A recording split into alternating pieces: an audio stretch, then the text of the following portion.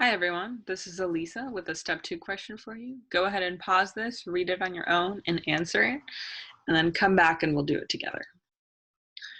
47-year-old man is brought to the emergency department 1 hour after his daughter found him on the floor, sweating profusely and confused. He has a past medical history of hypertension and well-controlled asthma. He vomited multiple times on the way to the hospital. He is lethargic and unable to provide a history. His temperature is 37.5, pulse is 50, respirations are 23, and blood pressure is 92/63. Pulse ox on room air is 81%. On physical exam, he's diaphoretic. The pupils are constricted and reactive. Scattered expiratory wheezing and rhonchi are heard throughout both lung fields. Muscle strength is reduced. Deep tendon reflexes are 1+. His clothes are soiled with urine, feces, and saliva. So which of the following is the mechanism of action of the most appropriate initial pharmacotherapy? Now let's go over this question vignette and kind of figure out what's important.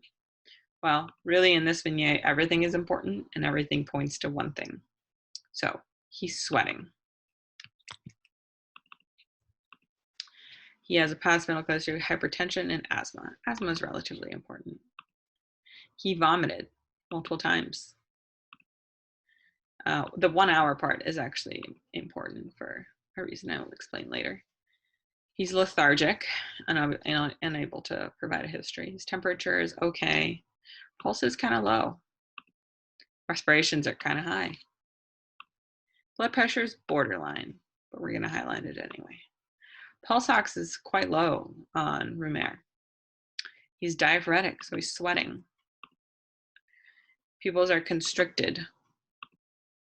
He has wheezing and rhonchi in both lung fields.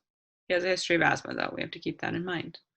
Muscle strength is reduced and deep tendon reflexes are reduced. His clothes, and this is probably the most important part, are soiled with urine, feces, and saliva. So, what drug do we use? But no one's going to make it easy for you. They're not just going to name drugs. They're probably going to name sort of what the drug will do. Do you give charcoal? Do you give a reversible cholinesterase inhibitor? Do you give an acetylcholine reactivator? Do you give a competitive antagonist of muscarinic acetylcholine receptors? Do you give an alpha adrenergic antagonist? Or do you give a beta agonist? Remember, he has asthma. So let's look at our options. There we go. So option number 1, acetylcholine can be used for organophosphate poisoning. Sorry, I meant charcoal can be used for organophosphate poisoning. However, you must use it within 1 hour. Same as using charcoal for Tylenol, it must be used within 1 hour. He also has respiratory symptoms, so at this point, you basically can't use charcoal. Now, a reversible cholinesterase inhibitor, physostigmine, is indicated for central nervous symptoms of anticholinergic poisoning, aka atropine. Organophosphates induce a cholinergic crisis, meaning that the administration of a cholinesterase inhibitor will worsen this patient's symptoms. I just want to pause for a second and say, go back to kind of the thinking behind this question. So first thing you do is recognize that it's a pharmacology question. That's obvious. However, then you think about the symptoms. You realize he has diaphoresis, salivation, heart rate, he's bradycardic, his pupils are constricted, he has wheezing, he has fasciculations, he's soaked with urine and feces. What does that tell you? It's dumbbells, the classic mnemonic for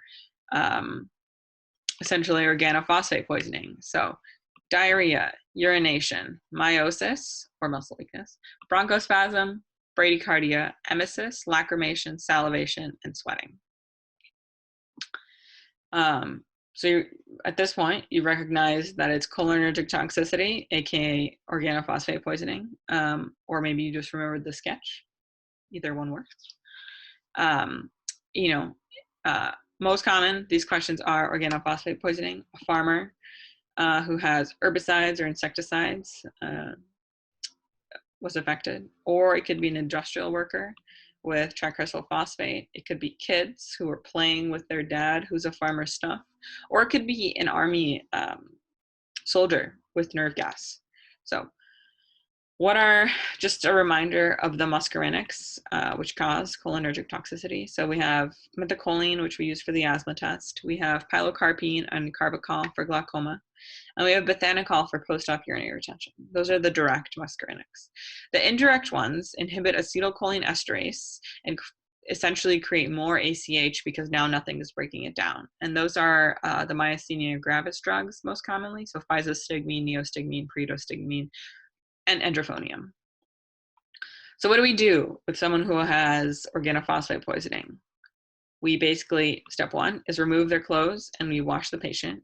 We give atropine to block the muscarinic receptors. Atropine is a competitive inhibitor, and only then do we give pralidoxine to regenerate the acetylcholine esterase. So let's go back to our answers. A reversible cholinesterase inhibitor is definitely not something we want to give because you're basically going to create more ACH, and that would be not very good for a patient who is suffering from an ACH crisis.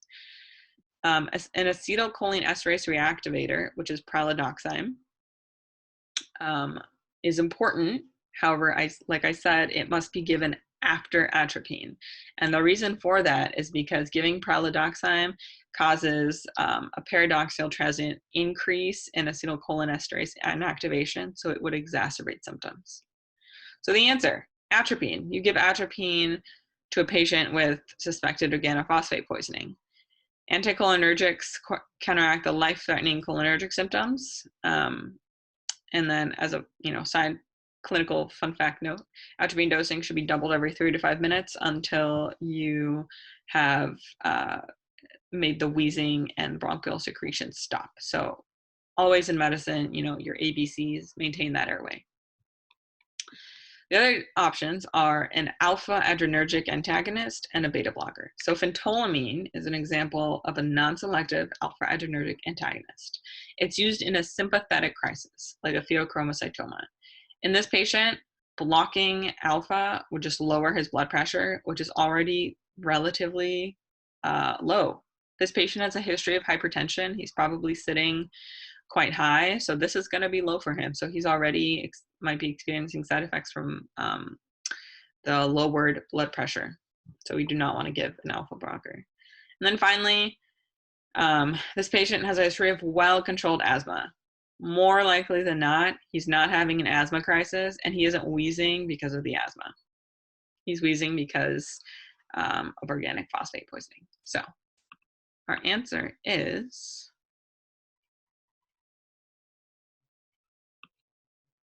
competitive antagonism of muscarinic ACH receptors, which is atropine. I hope you enjoyed this question, and thank you.